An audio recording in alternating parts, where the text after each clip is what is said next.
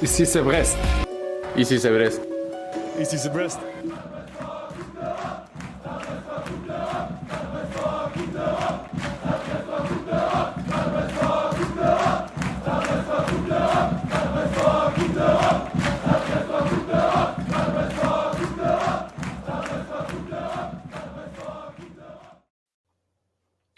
Brestois, Brestoise, nouvel épisode, nouveau format. Bienvenue pour ce 103e épisode de Brest On Air où, évidemment, comme d'habitude, messieurs, dames, je suis rejoint par mes deux compères préférés.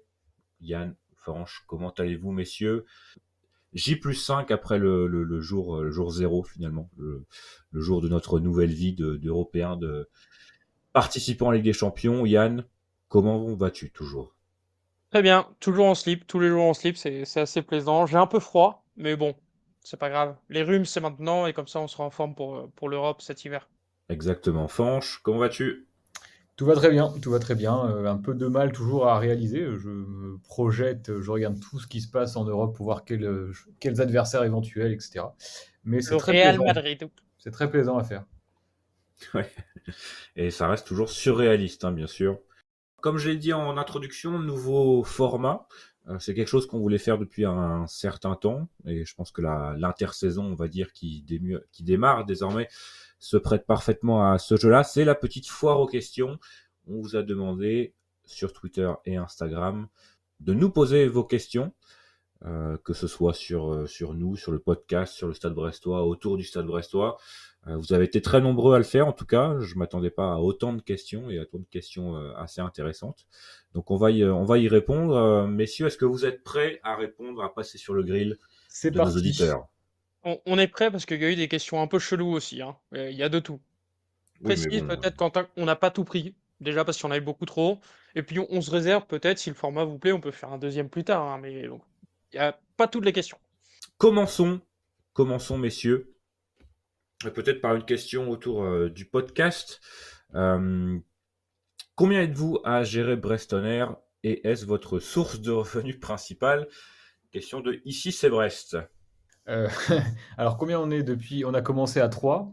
Et depuis, les résultats du Stade Brestois étant ce qu'ils sont, on a évidemment dû évoluer. On est désormais 3 à gérer Brest On Air. Et nos revenus, heureusement que ne dépendent pas du podcast, parce que sinon, on serait sur la paille, je pense. Je ne sais pas ce que vous en pensez. Mais non, Brest On Air ne nous rapporte, si ce n'est très très peu. On ne fait pas ça pour l'argent de toute manière. Si vous voulez nous sponsoriser, n'hésitez pas. Mais non, c'est simplement du bénévolat, du temps libre. Et puis on le fait quand on a nos dispos qui coïncident. Tous les trois, depuis le début, on se débrouille. On a évidemment eu des petits invités qui sont venus de temps en temps dans le podcast. Je pense à Thibaut qui est passé pendant le confinement notamment. Et les invités que Yann reçoit évidemment chaque semaine. Mais sinon, je crois qu'on ne se débrouille pas trop mal à trois. Je pense qu'on peut être dans la transparence absolue sur les revenus. À l'heure actuelle, ça nous a même rapporté 0 € parce qu'il n'y a pas eu de virement. La seule source de revenus, c'est les publicités YouTube. C'est pas nous qui les mettons, c'est YouTube qui les met. Et arrivé à un certain nombre de vues, tu récupères. Et là, on doit être à 70 € depuis le début de la création du podcast. Donc, 70 € en 6 ans, je pense qu'on n'est pas trop gourmand. Et à quoi ça va servir? Je sais pas, payer des coûts en déplacement? Je pense que c'est tout, non? Je veux juste compléter ce que dit Yann en fait sur YouTube, c'est pas en 6 ans parce qu'en fait on a pu monétiser déjà on s'est lancé sur YouTube plus tard et pour monétiser la chaîne YouTube il faut avoir un certain nombre d'abonnés, je crois que c'était plus de 750 ou de 1000 je sais plus. Je crois que c'est 1000, Et là. ouais 1000 maintenant et surtout aussi avoir un certain nombre d'heures d'écoute de podcasts sur une durée. Donc ce qui fait qu'on a été monétisé en janvier dernier. Donc finalement ça fait que 5 mois. Et au dernier chiffre, on a dépassé les 100 € là. Donc c'est pas mal, mais pour l'instant, toujours pas de virement. Donc ça permettra peut-être de financer un peu la création des mugs aussi, ou je sais pas, d'acheter du matériel, de s'acheter un maillot de Ligue des Champions du Stade Brestois. Je sais pas, il y a toujours des idées. Parfait. Deuxième question, une question de Tanguy Saquin. On va essayer de bien prononcer les pseudos. Sur Instagram, peut-être pour toi, je pensais à toi, Fanche. Un retour du récap de la saison en format PDF pour cette saison un peu historique. Oui, alors je vais être tout à fait transparent, j'y ai pensé déjà dès le début de l'année. Je me suis dit, cette fois-ci, je ne vais pas devoir me le taper intégralement en 2 semaines comme j'avais fait la dernière fois, principalement, où j'avais vraiment profité des vacances et puis de la rentrée pour faire ça, ça avait pris beaucoup de temps. Et, cette année, je me suis dit, je vais le faire en suivant la saison au fur et à mesure. Et évidemment, bah, je ne l'ai pas fait. Après, j'ai eu pas mal de demandes de gens qui m'ont envoyé des messages un peu sur les réseaux pour me demander s'il y en aurait. Je m'étais chauffé, vous étiez chaud aussi également à le faire. Et bah, finalement, on ne s'est Alors pas lancé. c'était au moment où on a eu la nouvelle que je crois. On jouerait pas l'Europe à domicile. Exactement. Et ça, j'avoue que ça nous a un peu refroidi. Ouais. Et on s'est dit, punaise, bah faire ça, ok, mais si finalement déjà il n'y a pas d'Europe à domicile et on voyait que bon, ça avait un peu douché notre enthousiasme, on a un peu repoussé. Et là, je vois que le Telegram a sorti un truc. Bon, je sais pas si ça ferait pas un peu doublon. Ça nous avait vraiment demandé beaucoup de temps de contacter les gens. On avait contacté Fred Zan, on avait contacté Rivenzi, on avait contacté Victor, on avait contacté vraiment beaucoup de monde. Donc, caler les interviews, faire la mise en page et tout. Comme on vient de le dire, on est à 3 et on est plutôt en ce moment dans l'idée de sortir plutôt des épisodes du podcast, faire du contenu podcast que du contenu écrit pour l'instant. Donc, peut-être l'année prochaine pour suivre la Ligue des Champions, je pense qu'on le fera de manière plus sérieuse et rigoureuse. Mais cette année, ça s'annonce compromis, sauf si on se chauffe vraiment là pendant la période juin-juillet, quoi. Très bien. Continuons avec une question sur Twitter de Jean Nas. Prévoyez-vous un format live sur Twitch ou autre? Yann, peut-être pour toi. Bah, ça va être aussi pour toi, parce que je sais que toi, tu es assez partisan de ça. On aime bien Twitch, mais en fait, c'est compliqué à organiser, notamment en termes bah, déjà d'animation, en termes de préparation. Et au-delà de ça, certes, on arrive à avoir une certaine audience qui nous convient très bien sur YouTube, etc. Mais trouver le créneau pour que tout le monde soit disponible en même temps et qu'on se retrouve pas à 5 dans le chat, c'est bon, c'est pas simple. On essaie quand même de mettre de l'interaction. On a quelques idées qui peuvent être d'enregistrer des gens qui interviendraient et on les rajoute dans le podcast après, vraiment sur des choses très thématiques. Et par contre, ça c'est un avis purement perso, on n'en a pas parlé entre nous, mais on a fait quelques spaces dans le passé et c'était très sympa. Donc si ça s'y prête, pourquoi pas un jour, voilà. C'est pas une promesse, hein, c'est un avis. Moi, je suis. On nous proposait, c'était un exemple de Free Sorar, notamment sur Twitter également, qui demandait si un petit live tirage au sort de la Ligue des Champions était prévu, j'imagine, sur Twitch, donc ça revenait un peu sur cette question, Fanche. Ouais, ça c'est tout à fait possible. Le souci étant qu'on ne sait pas comment ça va se passer le tirage au sort cette année, puisque a priori ça se fera par ordinateur, puisqu'il y a beaucoup trop de combinaisons et que ça prendrait des heures s'ils devaient faire boule par boule et voilà. Donc s'ils font quelque chose un petit peu d'interactif quand même, je pense que ça pourrait être une idée sympa et les gens aimeraient bien, comme ça on pourrait réagir à chaud et ce serait l'excitation totale, quoi. Genre tu vois le petit nom Je Real pense qu'ils Madrid. feront journée par journée, en tout cas. Ouais, et puis il faut voir aussi l'horaire. S'ils font ça à 15h le mardi, bon, je suis pas certain que c'est de l'intérêt, que c'est un intérêt. Généralement, c'est le midi, hein, que cette année, enfin, c'était le midi. Donc, en fonction de l'horaire et du format, pourquoi pas. Mais après, si les gens réclament aussi, à eux de nous dire s'ils réclament un peu plus de contenu en direct, on peut aussi s'adapter et puis le faire de temps en temps. Ouais, la question aussi, c'est comme tu l'as dit Yann, c'est de pas être 5 non plus dans le chat pour d'avoir quelque chose de vivant aussi et qu'on remettrait ensuite en podcast sur les diverses plateformes sur lesquelles on est déjà, on est présent déjà, donc YouTube, Spotify, Deezer, etc. Yann Menois te demande pourquoi le maire de Brest a-t-il gâché la fête? Parce que le maire de Brest n'a pas compris que le foot était la plus grande vitrine pour sa ville possible aujourd'hui à l'international. Et parce qu'il avait envie de se faire ses petites photos Instagram, notamment pour ses conseillers et conseillères. Ça peut paraître un peu lapidaire, mais toute transparence, moi j'ai quelques accointances sur la famille politique de la mairie de Brest. Mais vraiment sur ces sujets-là, c'est à côté de la plaque, il rate tout de A à Z.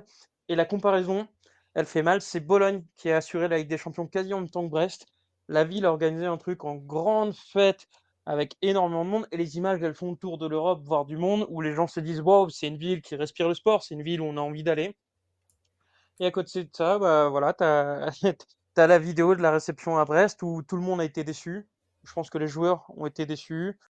Les vidéos sont catastrophiques. Et tout ça pourquoi? Parce que finalement, je vais faire le parallèle, il est un peu facile, mais vous savez, le petit scandale, le président Macron qui demande à Alexandre Benalla d'accélérer le quart des Bleus pour avoir son petit moment à lui et faire que bah, le succès de l'équipe de France, c'est le succès d'Emmanuel Macron. Bah là, c'est un peu pareil. Et je crois qu'il avait envie de faire son petit moment. Le succès du Stade Brestois, c'est le succès de la mairie Cuyam. Mais non, encore une fois, bah, sont plantés sur toute la ligne. Et pour répondre succinctement à la question, je pense que c'est tout simplement parce qu'il ne comprend rien sur ce que le foot représente. Voilà. y a un mec qui va te dire dans les commentaires YouTube que tu dis des bêtises. C'est possible, c'est un avis. C'est peut-être Monsieur Cuyandre lui-même. Yann, également pour toi, puisque tu t'occupes généralement des épisodes adversaires, on va dire. Alors, toujours compliqué à prononcer, hein, le pseudo de notre ami avocat. On va l'appeler le Tsar. Je crois qu'on l'avait déjà fait une fois. Est-il facile de trouver des confrères qui suivent le club qu'affronte le Stade Brestois 29? Participez-vous à ce genre de podcast pour les supporters de l'autre équipe? Y a-t-il une évolution de la notoriété de Brest On Air auprès des supporters adverses? Ouais, 3 questions en une. La première, est-ce que c'est facile? Globalement, on va dire là, il y avait 18 clubs de Ligue 1, donc 17 à trouver. Pour 14-15, c'est assez simple. Ceux qui sont toujours un peu compliqués, c'est Monaco. Monaco, historiquement. Lorient, c'est pas compliqué, mais généralement, ils sont un peu réticents à parler avec nous. Il y a les amis de la Taverne, mais là, ils étaient pas trop dispo. Et le troisième, c'est du côté de Montpellier. En général, c'est un peu compliqué, alors qu'il y en a. Mais voilà, on arrive à avoir un petit pool et globalement, vous voyez bien, c'est plus ou moins les mêmes gens qui reviennent. Mais l'avantage, c'est qu'une fois qu'on met le pied dedans, bah, ils n'hésitent pas à nous dire, bah, je suis pas dispo, mais j'ai un tel ami qui aimerait bien faire ci, qui aimerait bien faire ça. Ça, c'est la première. La deuxième, c'est est-ce qu'on participe des fois au format opposé? Finalement, il y a assez peu de formats audio, donc on est sollicité et on répond avec plaisir. Mais c'est souvent à l'écrit. On a pas mal de sites, que ce soit les Violets, que ce soit du côté du Racing Club de Lens, enfin, où on nous pose les questions en retour. Et généralement, c'est ça, on contacte, on pose nos questions, ils posent les nôtres, et voilà. Et la troisième question, en termes de notoriété, pas forcément, c'est juste que bah, comme on est habitué de travailler avec ces gens-là, ils reviennent tous les ans. C'est-à-dire lesviolets.com, on a travaillé avec eux la première année où on est arrivé. C'était Ils les tout sont revenus premiers. C'est les tout premiers, JB, on l'embrasse. Et assez naturellement, bah, quand ils sont revenus en Ligue 1 pour parler de Brest, ils sont venus nous voir. Voilà, c'est juste comme ça, c'est à force de travailler ensemble que ça s'entretient. Et pour le coup, on a pas mal de chance parce que c'est vrai que les interlocuteurs sont quand même très très souvent très intéressants et bah, déjà connaissent très bien leur club évidemment, mais aussi un certain talent à l'oral, hein. Ouais. Et Ça rend les choses plutôt agréables à écouter. je rajoute justement une chose parce que ces épisodes, on a essayé de les faire presque tout le temps, mais ça n'a pas été le cas cette saison. Pour une raison très simple, c'est que souvent on a moins d'une semaine pour enregistrer et bah, les dispos de tout le monde sont compliqués. Je pense notamment à l'épisode contre Toulouse, il a été tourné vraiment à l'arrache, je crois que c'est le vendredi soir parce que JB, dernier moment, a eu une annulation, il était dispo. Mais voilà, malheureusement, ça dépend pas que de nous, ça dépend aussi des gens en face et des fois ils ont des semaines chargées donc ils n'ont pas le temps. Et c'est normal. Une question du coup qui rejoint un peu la précédente, qui se projette aussi sur l'année prochaine. Est-ce qu'il y aura de prévu des avant-matchs de Ligue des Champions prévus avec des intervenants étrangers? Une question de Brieux, on le salue. Globalement, oui, c'est toi, Quentin, qui disais que au-delà des intervenants étrangers, on trouvait assez facilement des comptes fans français de pas mal de clubs. Et je pense que c'est le cas, hein. Je crois que même Sturm ils ont un compte français, non? Des trucs comme ça. Oui, surtout en plus au niveau Ligue des Champions. Si jamais ça avait été l'Europa League, c'est vrai que ça aurait peut-être été plus compliqué sur certains clubs. Bon, pour trouver quelqu'un qui connaît parfaitement Karabag, effectivement, ça aurait été compliqué en français. En azérie aussi d'ailleurs. Hein, je pense pas que personne. Quelqu'un parle azérie autour de cette table? Compliqué. Bresque. Non, mais Donc, par contre, mais par contre, ça- en Ligue des Champions, je pense que ça devrait pas soit au niveau des clubs en eux-mêmes, mais il y a aussi beaucoup de comptes français qui suivent les championnats étrangers. Hein, bah, par exemple, pour le Sturm Graz, il y a aussi un compte qui suit le football autrichien. Donc, a priori, il ne devrait pas y avoir trop de soucis à trouver quelqu'un pour parler de chaque des 8, enfin des 8 Au adversaires de l'année minimum. prochaine. Minimum, effectivement. pire Ça du peut aller pire, jusqu'à 16-18 peut-être. au pire du pire, on peut faire un épisode en anglais et le traduire, mais ça prend du temps. Au pire du pire, effectivement. Alors, poursuivons avec une question très intéressante de Tristan, brs.tristan. Je vais peut-être te la poser à toi, Fanche. Votre entourage comprend-il votre passion pour le club au niveau temps et argent? Alors, c'est une très bonne question, d'abord, je trouve, parce que c'est vrai que, mine de rien, ça nous prend pas mal de temps de faire le podcast. Ça se voit peut-être pas, parce qu'on sort des épisodes, on essaye d'être assez régulier, mais il faut en parler, il faut discuter, il faut les enregistrer, puis il faut également regarder les matchs, il faut monter, il faut faire les visuels. Enfin, ça prend un temps qui est assez important, et encore plus au regard de ce que ça nous rapporte. Mais peu importe, on fait surtout ça par passion. Est-ce que l'entourage le comprend? Bah, de mon côté, je pense que oui. Mon entourage proche, de toute façon, tout le monde est abonné au stade. Tout le monde dans ma famille est plus ou moins acharné de foot, hein. Je pense notamment à mon père qui ne rate pas un match depuis des années aussi, qui écoute très régulièrement le podcast. Et sinon, bah, dans ma vie quotidienne, tous les jours, oui, on comprend ma passion, on la partage, et puis encore plus cette année, parce que on comprend plus facilement quelqu'un qui fait des podcasts autour d'une équipe qui se qualifie en Ligue des Champions. Mais même quand c'est difficile, et c'est aussi un moyen pour nous, je pense, une sorte de thérapie de parler ensemble du Stade Brestois, même quand ça allait un peu moins bien sur les années passées. Donc ça n'a jamais posé de problème. Après, la vie privée, la vie perso passe toujours en priorité. Je pense que vous aussi de votre côté, mais on arrive toujours à concilier les deux. Et on n'a pas non plus des émissions tous les soirs très tard, donc c'est largement faisable, je trouve. Je sais pas vous de votre côté comment c'est, mais moi en tout cas c'est largement faisable, c'est largement compris. Et je pense que ça reste une passion assez saine de supporter le Stade Brestois. Je suis pas en train de, je suis pas passionné par les paris sportifs ou par des trucs qui se déroulent par la NBA, que je dois regarder les matchs à 4 heures du matin tous les jours. Donc c'est quand même assez confortable et c'est bien compris. Yann, de ton côté? Ouais, non, globalement, c'est à peu près la même chose. J'ai aussi, enfin, il y a aussi cette chance, c'est que souvent, moi, tout ce qui est autour du podcast, en dehors de l'enregistrer, je m'en occupe surtout le soir quand je suis tranquille, peinard. Donc forcément, c'est plus simple. Alors peut-être une question un peu différente pour toi, Fanch. Qu'en est-il de tes collègues? Tu veux dire collègue de travail? De collègues de travail, ouais. Alors, Ça va dépendre, j'imagine. ouais, il y a des fois où ils ont pas trop compris. Il y a des moments, par exemple, je me souviens d'un jeudi matin, ça fait 2, 3 ans, je dirais, où j'étais allé voir le match, donc Nantes-Brest, c'était un mercredi à 19h. Et j'étais rentré. Le temps de sortir du stade, c'était très long. À la sortie de la Beaujoire à cette heure-là, on a mis plus d'1 heure. Puis j'avais dû passer par Rennes avant de rentrer. Enfin bref, et j'étais rentré vers 2 heures du mat. Du coup, le jeudi matin, naturellement, à 8 heures, j'étais un petit peu fatigué. Et puis, quand il demandait, il me disait que j'avais une petite mine. Et je disais, bah oui, j'étais au match à Nantes. Et en plus, on avait perdu 3-1 ou 4-1. Enfin bref. Et du coup, là, ils n'ont pas trop compris. Pareil, quand j'étais allé à Strasbourg et qu'on avait perdu 4-1, c'était demander un peu pourquoi faire ça.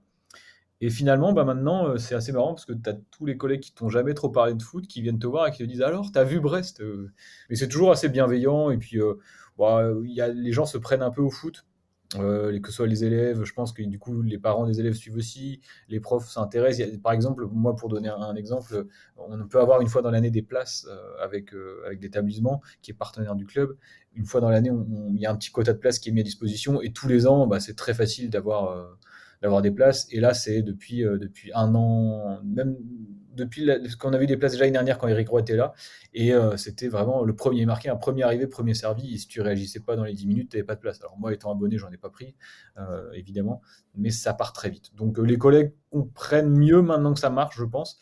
Mais puis on se chambre un petit peu parce qu'il y a des supporters guingampais dans le lot. Il y a un collègue également qui est supporter rennais qui m'a dit, je salue s'il m'écoute, je pense pas, mais qui m'a vu dans le couloir hier et qui m'a dit il faudra nous venger contre le Milan.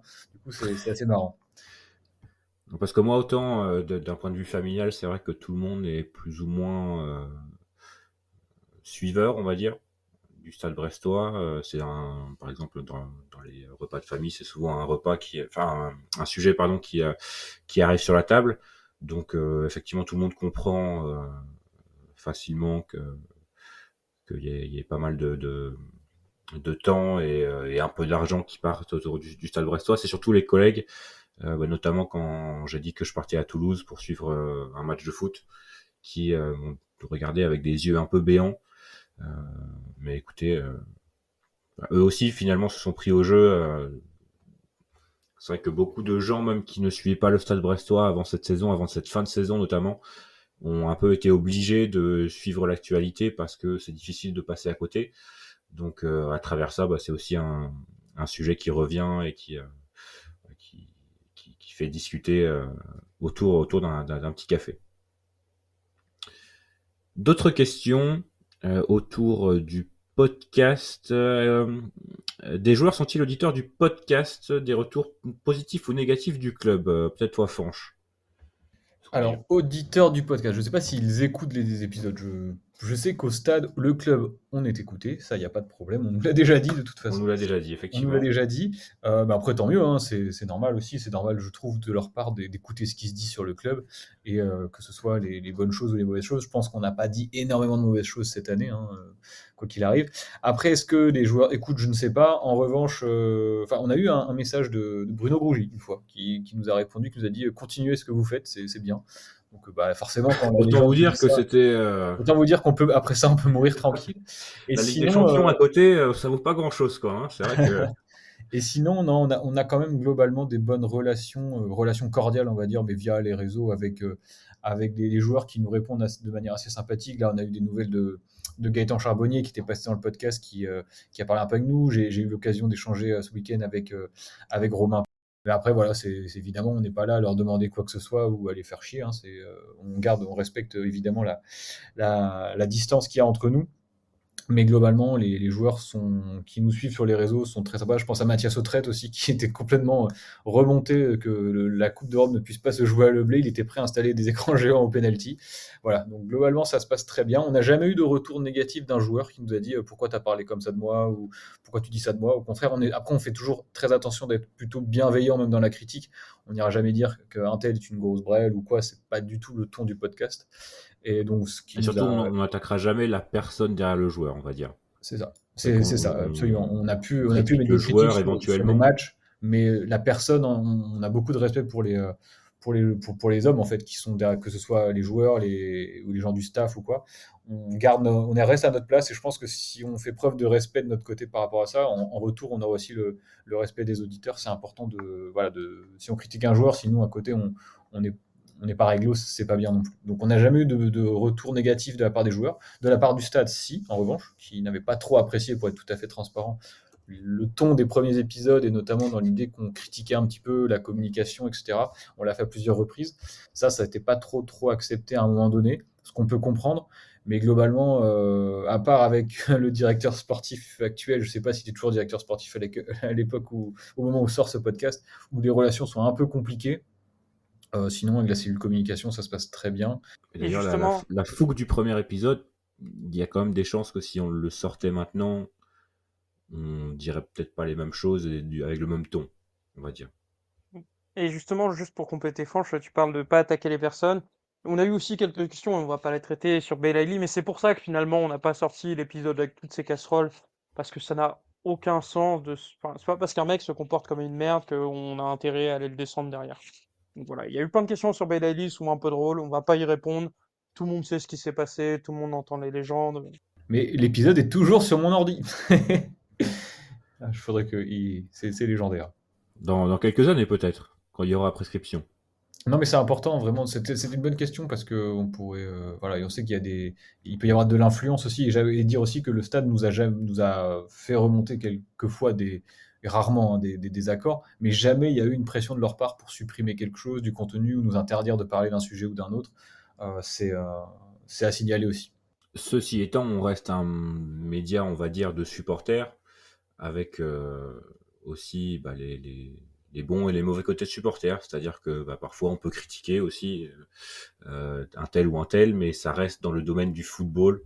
Et c'est quand même quelque chose d'important de savoir faire la part des choses entre l'artiste et l'homme, bien sûr. Je rajouterais peut-être que les plus mauvaises relations peuvent être parfois avec des médias qui n'apprécient pas trop, je pense, qu'on puisse sortir des infos. Je me souviens d'un type qui nous avait dit ouais, vous n'êtes pas un média, en gros, enfin, qui nous avait Restez à votre place.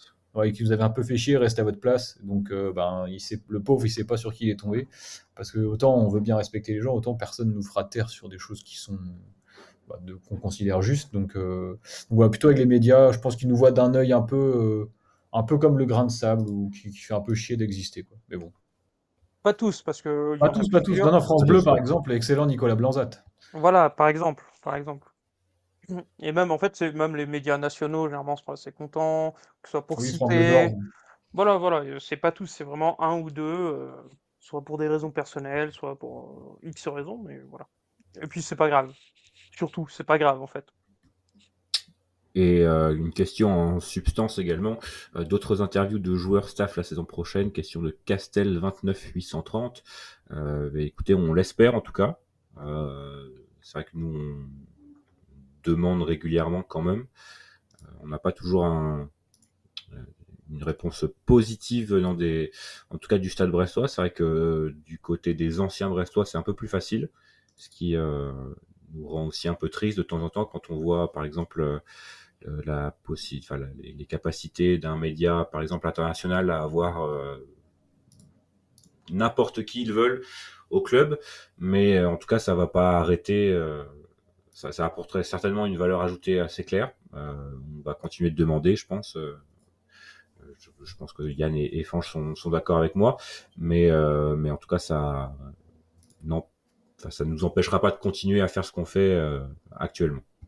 Oui, et peut-être préciser que ça se fait pas non plus d'un claquement de doigts. Je vais donner C'est vrai. l'exemple de Sofiane de Winamax FC, c'est son boulot, hein, c'est de travailler pour eux. Et pour une interview d'Eric Roy, c'est 3-4 mois en avance. Il nous a contacté, je crois, c'est 3 mois avant l'interview.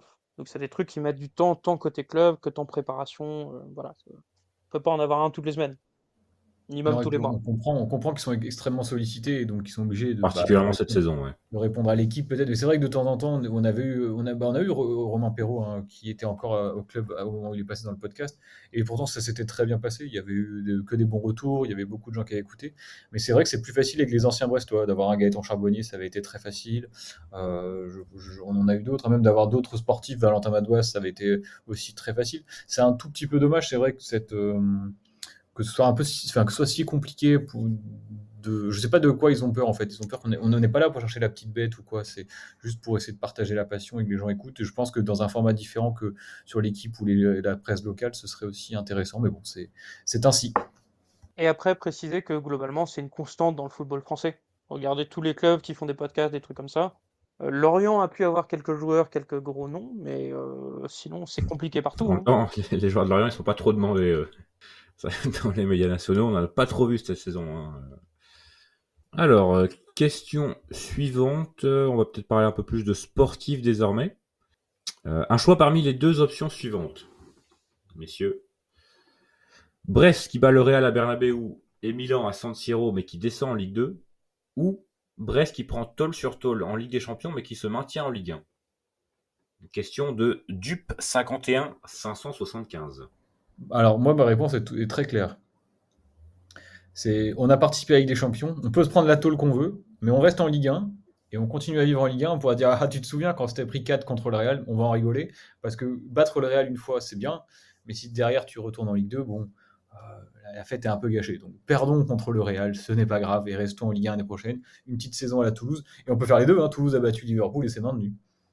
C'est vrai que nous, on rigole déjà sur un 7-0 contre Montpellier. Donc c'est vrai qu'une défaite 4-0 contre le Real, finalement, à côté, ça, c'est C'est pas plaisant. grand-chose. On va se faire rouler dessus, mais avec le sourire, bien sûr.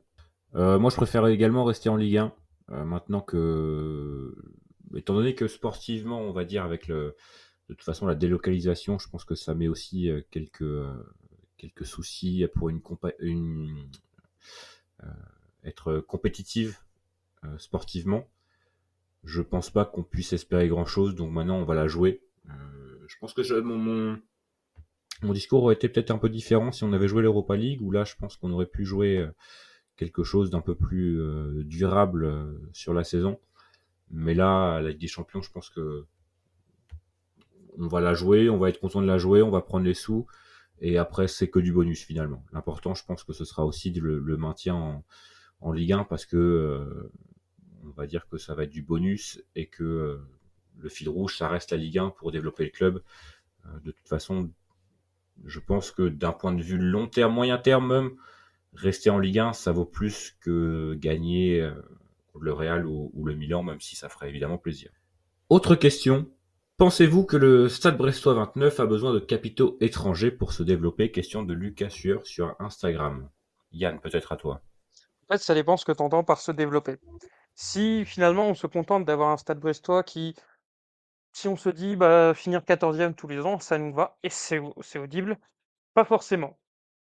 Maintenant, si on veut passer un cap, il y aura forcément un moment où il faudra, mais il faudra le choisir avec intelligence. Je regarde ce qui se passe à Toulouse, ça a été fait intelligemment. on peut avoir des critiques sur leur méthode qui fait un peu start-up, tout ça, mais c'est intelligent.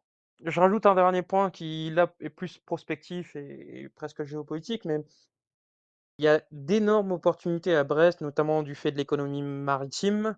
Dans les 15, 20, 30 ans, Brest, c'est une ville qui peut énormément se développer, attirer des grosses entreprises. Et donc, potentiellement, ça serait presque ça le scénario idéal. C'est les grosses entreprises qui viennent s'implanter à Brest et qui ont besoin de reconnaissance et qui décident d'investir dans le stade brestois. Donc, voilà, moi, je pense que si effectivement tu veux faire de Brest un Européen d'ici 5, 10 ans, il faudra des capitaux. Mais d'une part, est-ce que c'est vraiment ce qu'on veut? Et d'autre part, quels capitaux? Deux, trois articles documentaires qui font état de gros intérêts chinois autour de la base navale de Brest, hein, avec plusieurs mariages entre chinoises et brestois travaillant dans la base maritime. Donc peut-être un investisseur chinois qui viendrait prendre ses quartiers du côté de Pen-Hélène. Autant vous dire qu'on n'a pas hâte de voir ça. Oui, d'ailleurs, ça peut être une question en substance aussi, Fanche, mais est-ce que toi, ça te ferait plaisir d'avoir des capitaux étrangers à Brest?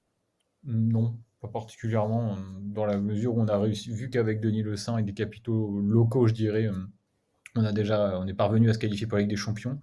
En revanche, je pense qu'il faut quand même écouter ce qui se fait. S'il y a des gens qui veulent investir dans le Stade brestois, pas forcément devenir actionnaire majoritaire, mais des sponsors nouveaux, même s'ils n'étaient pas là quand il y avait le club en Ligue 2, je pense que ce serait dommage de fermer la porte immédiatement.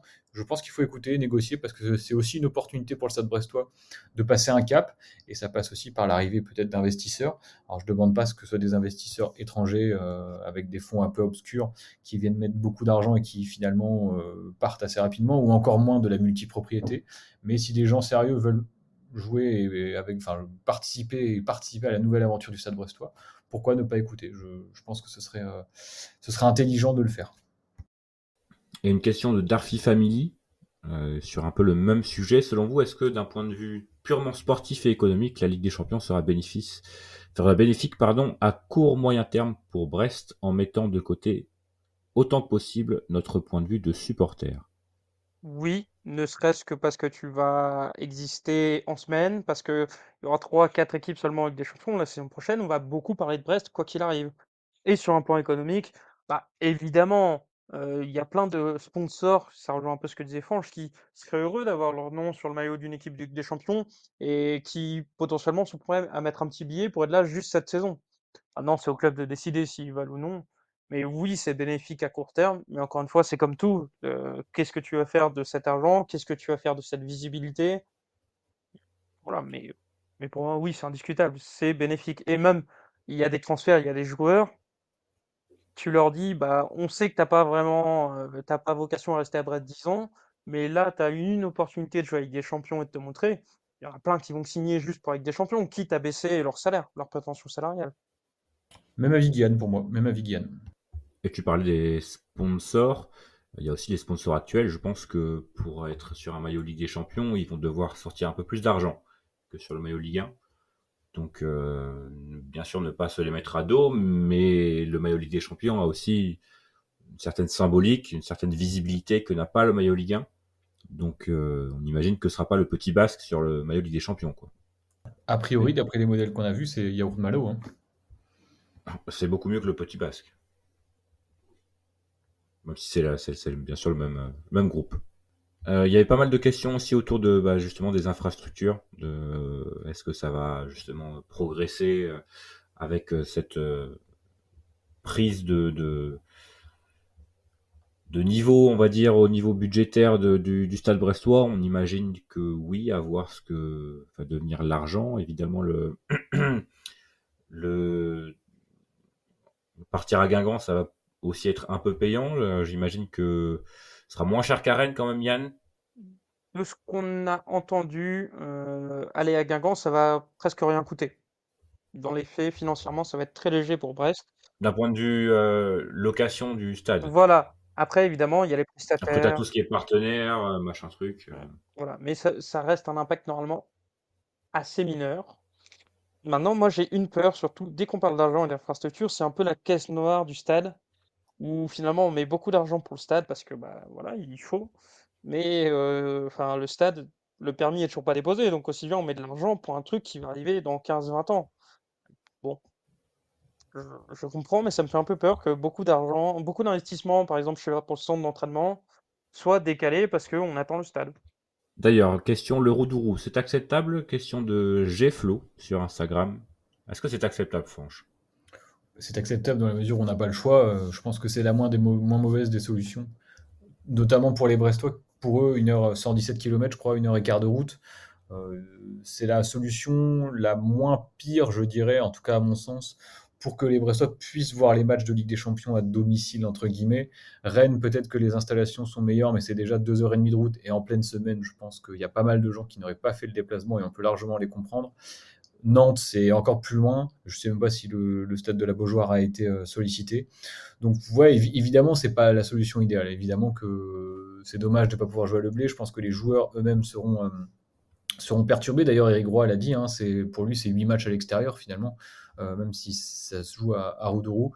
C'est comme ça, c'est acceptable. Bah, ouais, je pense honnêtement que oui. Mais je comprends un peu aussi les Guingampais qui sont un peu dégoûtés, un peu déçus, et qui se disent bon, avoir tous les Brestois débarquer chez nous. Je pense que si ça avait été l'inverse, d'imaginer tous les Guingampais venir jouer la Coupe d'Europe à Leblé, on l'aurait pas forcément bien vécu. On l'aurait fini par l'accepter, mais il faut faire contre mauvaise fortune bon cœur, je pense. Et si on doit aller à Guingamp pour vivre l'Europe, bah, on ira à Guingamp et ça rejette également en pleine face aux gens qui se sont battus depuis des années contre le nouveau stade, la stupidité, je pense, de leur combat.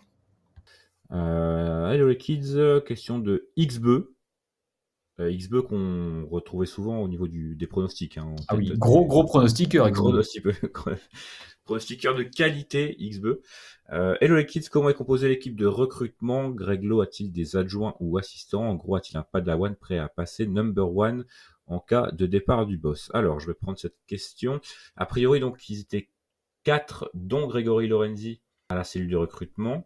Il y avait donc Thierry Bonalaire, un ancien joueur donc qui a joué à Nantes, il me semble, qui est là depuis plusieurs années. Il y a également le frère de Grégory Lorenzi, donc Yannick Lorenzi, qui est présent dans cette cellule de recrutement. Et il me semble que depuis cette saison, il y a également donc Emmanuel Pascal qui était présent dans le staff de Jean-Marc Furlan, qui s'occupait, je crois, de la performance, directeur de la performance, quelque chose comme ça. Je pense que ça vous dit quelque chose, une chevelure blonde, un homme assez grand, qui était donc avec Jean-Marc Furlan quand il a débarqué à Brest. A priori, il n'était que 4, donc ça fait très très peu. Y a-t-il un padawan prêt à passer number one en cas de départ du boss? A priori, non. Et il y a aussi pas mal on va dire, de bouche à oreille, c'est ce que disait Grégory Lorenzi dans un article du Telegram. Il s'était fait un réseau un peu européen pour avoir des infos, notamment c'est comme ça qu'il avait eu vent de l'envie de départ de Marco Bizot de la Z, et pareil pour Kenny Lala du côté de l'Olympiakos. Donc c'est vrai que ça fait un peu c'est maigrichon quoi pour un club qui va aller en Ligue des Champions. Mais en tout cas, Grégory Lorenzi disait il y a quelques années que c'était un des points sur lesquels le club devait continuer à grandir, parce que c'est comme nécessaire à, on va dire, à une bonne performance d'ensemble du club, et pour trouver des joueurs intéressants pour le développement du club. Est-ce que, messieurs, question d'Hugo Jouan, est-ce que le top 7 vous semble envisageable la saison prochaine? Je pense que c'est peut-être un petit peu tôt pour répondre à la question, parce qu'on ne sait pas de quel bois sera fait l'équipe. Je pense qu'un top 7, c'est ambitieux, à mon sens. Un peu top 7, ça veut dire rejouer l'Europe encore. Pour moi, c'est très ambitieux. Je pense que l'équipe aura du mal avec ces 8 matchs en plus en championnat sur la durée. Alors, je ne dis pas qu'on va descendre en Ligue 2, hein, mais je pense que jouer un maintien entre la 14e et la 8e place me semble être quelque chose de déjà très raisonnable. Si t'arrives moi, honnêtement, si la saison prochaine on joue avec des champions, on arrive à faire 1 ou 2 matchs contre des équipes de notre niveau, de bonne facture, à faire aussi de belles prestations contre des grosses équipes et finir aux alentours de la 13e, 12e, 13e, 14e place, je signe dès maintenant et j'en serai très très heureux. C'est, je pense, une saison qui sera difficile pour Brest, et une saison difficile pour Brest en Ligue 1, si tu finis 13e, c'est cool. Continuons avec une question autour des joueurs prêtés cette saison. Est-ce que vous êtes satisfait des joueurs prêtés cette saison au club? Donc pas les joueurs qui ont été étaient en prêt à l'extérieur, mais bien à l'intérieur du club, donc ils sont arrivés en prêt. Donc Satriano, le Cardinal, Brahimi, Doumbia. Ouais, alors moi aussi, je vais me séparer ceux qui m'ont fait bon effet et les autres, mais globalement, les joueurs qui ont été prêtés ont plutôt répondu présent. Le premier d'entre eux, c'est Satriano, même si ses statistiques de but sont peut-être un tout petit peu en deçà de ce qu'on aurait pu espérer. Je trouve qu'il a quand même, surtout sur la deuxième partie de saison, été très performant dans son jeu, notamment collectif avec Steve Mounier. Ils se sont bien trouvés les deux, notamment je pense au but de Toulouse, où c'est Mounier qui récupère, qui donne à Satriano, qui redonne à Mounier avant de trouver Doumbia. Donc sur ce côté gauche, là, moi, Satriano, je le garde. Tu vois, l'année prochaine, c'est quelqu'un sur lequel j'ai envie de compter. Doumbia, oui. Alors évidemment, il y a ses 4 buts contre l'Orient. Au-delà de ça, il a été plutôt intéressant, mais encore trop irrégulier à mon sens, et il disparaît trop souvent des matchs. Après, il reste très jeune. Il a montré de belles qualités. Donc clairement, c'est un joueur avec lequel moi, en tout cas, j'aimerais continuer, mais pas à n'importe quel prix. S'il faut débourser 8 ou 9 millions pour lui, je me pose la question. Julien Le Cardinal, je suis assez fan. Je trouve qu'il est vraiment très propre, très élégant. Il a vraiment des qualités. J'aimerais le voir enchaîner les matchs. Et très Quand professionnel aussi. aussi, et quand il a été aligné, que ce soit dans l'axe ou sur le côté, je l'ai globalement trouvé très intéressant. Après, Brahimi, on l'a très peu vu, et lorsqu'il est entré, il m'a pas fait beaucoup vibrer, hein. Donc honnêtement, c'est retour maison. Et Jordan Amavi, bah, je ne comprends pas pourquoi Jordan Amavi n'a pas eu le ballon d'or cette année. Donc, c'est regrettable à mon sens. Je crois que j'ai oublié personne dans les prêtés. Euh, voilà, Il voilà pourrait avoir le voilà. trophée Puskás. Voilà, je ne sais pas ce que vous en pensez, vous tous les deux, mais globalement, des prêts réussis. Et ce qui n'est pas facile, hein, quand tu es prêté de t'investir autant, surtout quand tu n'es pas forcément titulaire. Et là, des joueurs prêtés, on les voyait même dans les célébrations, Satriano qui attendait le résultat définitif de Nice comme si sa vie en dépendait. Bah, moi, c'est quelque chose qui me fait vraiment plaisir. Bah, ce par quoi Fanch a conclu, en Yann, fait, de ton c'est tout ce côté? que je retiens, c'est que tous les joueurs, même s'ils ont eu leur période difficile, certains ont peu joué, bah, ça a toujours été impeccable dans l'état d'esprit. Il y a eu quelques doutes sur Brahimi, mais finalement, la fin de saison semble montrer que non, ça n'a pas été un problème. Donc, très content de l'implication de tous, parce qu'on sait que sur un prêt, c'est souvent ça le plus dur, d'être impliqué. Voilà, très content. Maintenant, si vous me demandez qui je veux garder, priorité c'est Satriano, le Cardinal. J'ai plus de doutes sur Doumbia, même si j'adore le joueur. Mais voilà, et Brahimi, je pense que lui n'a pas spécialement envie de rester, il a quasiment pas joué, on n'a pas spécialement envie de le garder. Bon, voilà. Merci d'avoir été là, on l'oubliera pas, mais voilà, tout le monde n'a pas vocation à rester. Il avait d'ailleurs failli partir au mercato d'hiver, hein. Messieurs, question à la fois facile et difficile tellement il y en a eu. Une question de nth.arpte. Magnifique prononciation, bien sûr. Votre meilleur match de la saison? En fait, est-ce qu'on parle Est-ce que de le contenu dernier ou match est-ce qu'on serait pas le parle meilleur d'émotion? match? Si on parle, si on parle d'émotion, Toulouse, 100 fois Toulouse, j'ai déjà C'est dit, pas plus beau jour de précisé. ma vie.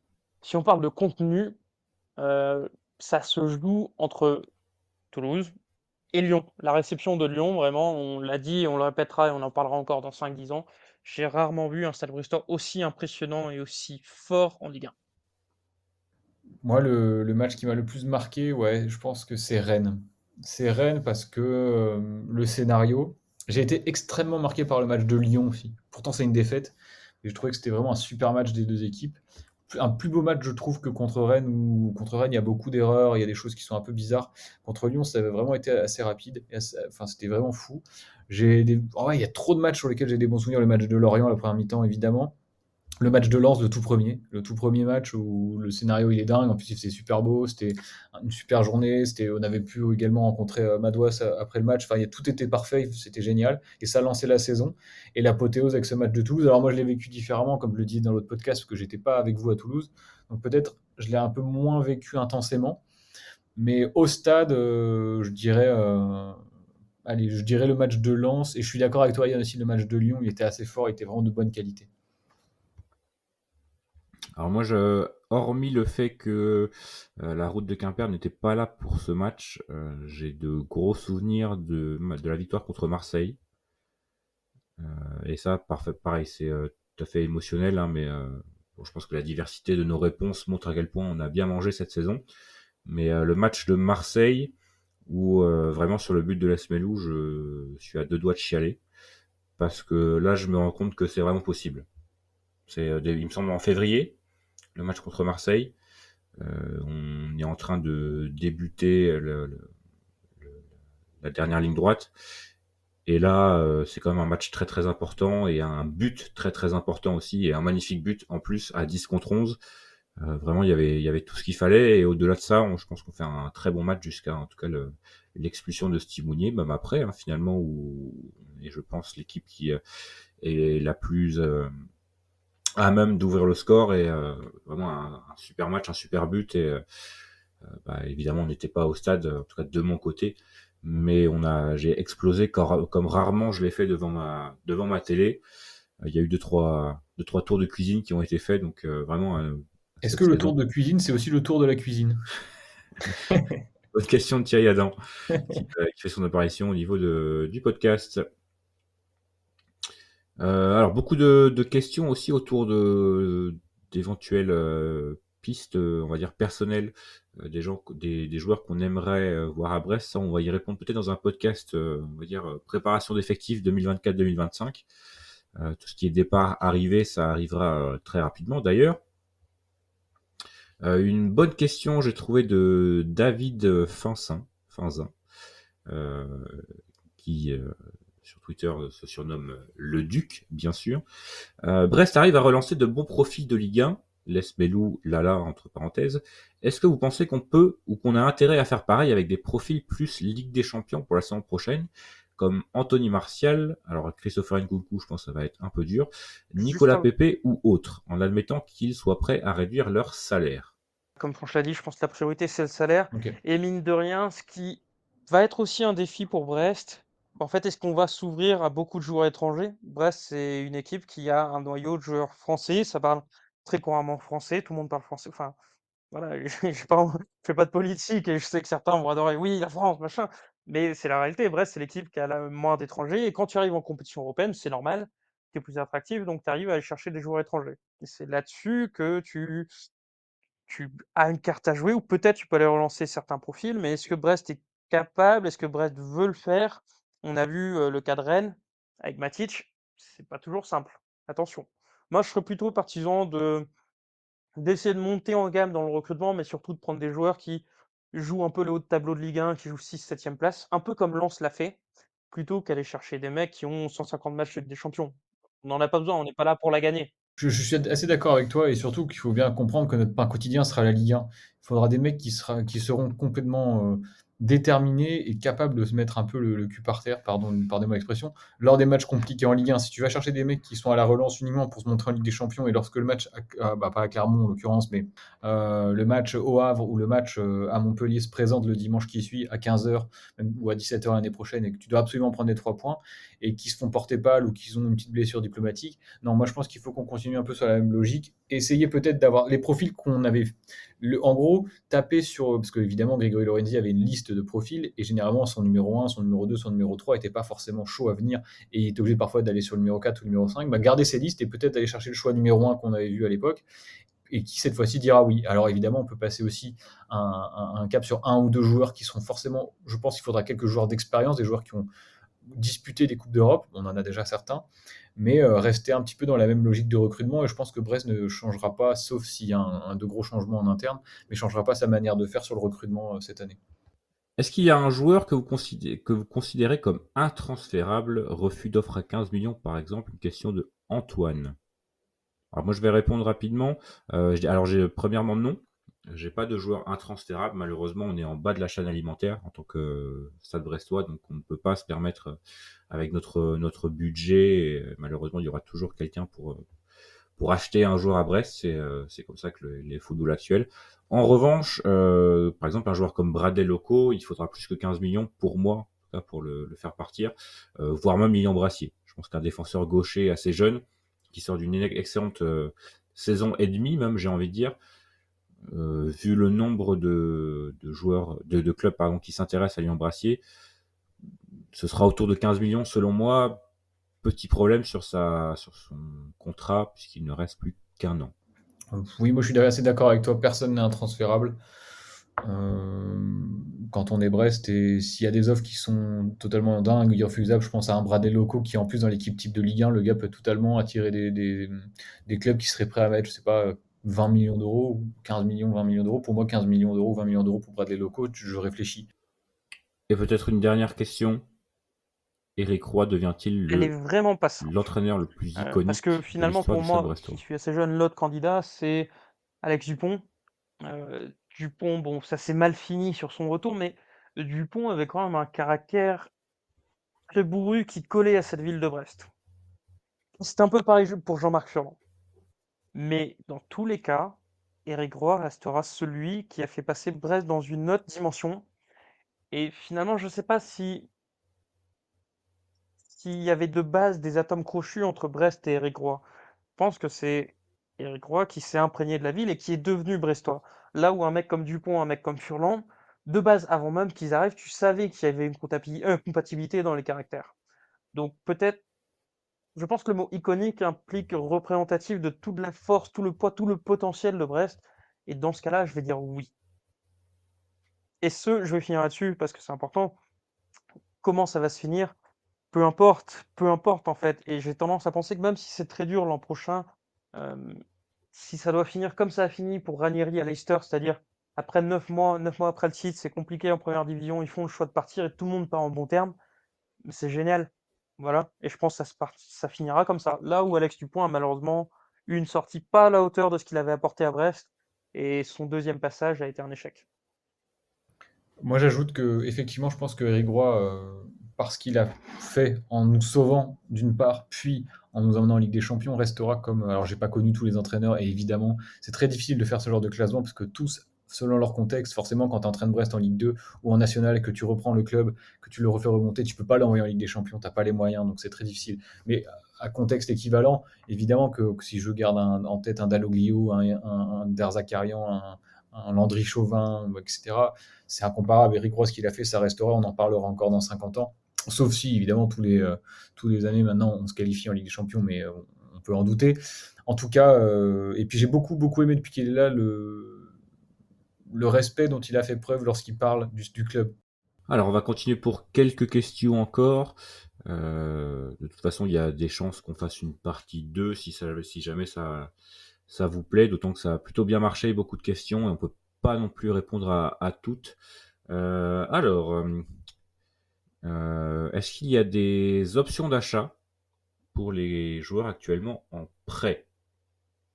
Alors, A a priori, priori, non, hein, non. parce que ça avait été communiqué, notamment de la part de Lens pour Julien Le Cardinal ou pour Reims pour Kamori Doumbia. Je sais que Kamori Doumbia, le club rémois réclamé, je crois que c'est aux alentours de 8 millions d'euros comme clause d'achat obligatoire. Et donc Grégory Lorenzi s'était dit que c'était même pas la peine, même pas envisageable à l'époque, que Brest n'aurait pas autant d'argent à dépenser sur ce joueur. Reste à savoir si maintenant Brest essaye de recruter Kamori Doumbia, est-ce qu'à cette hauteur-là, à ce montant-là, ils pourront se le faire vendre, je ne sais pas. Mais je crois qu'il n'y a aucun joueur, ni Satriano, ni le Cardinal, ni Amavi, ni Kamori Doumbia, qui n'ont de clauses et d'options d'achat. Et je pense que les joueurs partis en prêt, que ce soit Karamoko, Arconte, etc., n'en ont pas non plus. Alors, continuons. Pensez-vous que Brest va vouloir faire de grosses ventes cet été ou va vouloir continuer de construire son projet pour potentiellement tenter de gratter des résultats la saison prochaine? Peut-être un peu des deux. Je pense que déjà, il y a une vente qui est obligatoire parce que planifiée, budgétisée, c'est celle de Brassier. Je ne vois pas Brest vendre tous ses joueurs par contre. Donc je serais pas surpris qu'il y ait un autre gros transfert. Je pense notamment à Pierre Lesmelou qui, bon, sait pas trop s'il a vraiment envie de rester. Euh, mais voilà, je pense qu'il y aura Brassier plus un autre gros transfert et ça suffira. Pour d'éventuellement grosses arrivées aussi. C'est aussi important de quand même d'avoir une équipe compétitive. Est-ce que là, on sort un tout Surtout en petit peu Ligue 1. enfin, on rebondit sur la question, mais ça vous inquiète, vous, la construction de l'effectif de l'année prochaine? Est-ce que vous pensez que ce sera plus dur de bâtir un effectif pour Ligue des Champions qu'un effectif pour jouer le maintien? Honnêtement, faut aussi être franc sur cette saison. On a été un peu béni des dieux, on n'a quasiment pas eu de blessés, quasiment pas de grosses suspensions. Même juste pour la Ligue 1, l'effectif actuel en termes de nombre, il est limité. Alors tu rajoutes au moins 8 matchs, ouais, il va falloir du monde, hein. Au-delà de la qualité, il va falloir du monde. De la quantité, de la main-d'œuvre, effectivement, beaucoup. Question suivante. Quel poste serait le plus prioritaire à recruter selon vous? Question de Martien. Alors, Tout dépendra évidemment des départs, je pense qu'on est d'accord, mais en état actuel des choses, puisque Lilian Brassier a un bon de sortie, à mon avis, ça va être un, un défenseur central qui aura la carrure et le niveau de Lilian Brassier sera pas facile à trouver. Mais à mon sens, il faudrait presque un joueur par ligne en fait, un joueur par ligne, un joueur d'expérience par ligne, un défenseur central, un milieu de terrain, même si c'est un milieu de terrain qui a été efficace cette année, plutôt bien fourni, et un attaquant qui arrive à planter un petit peu plus de buts que Steve Mounier et Martin Satriano. Ça va pas être évident. Est-ce que les deux vont rester? Pour l'instant, Steve Mounier est en fin de contrat et Martin Satriano ne nous appartient pas.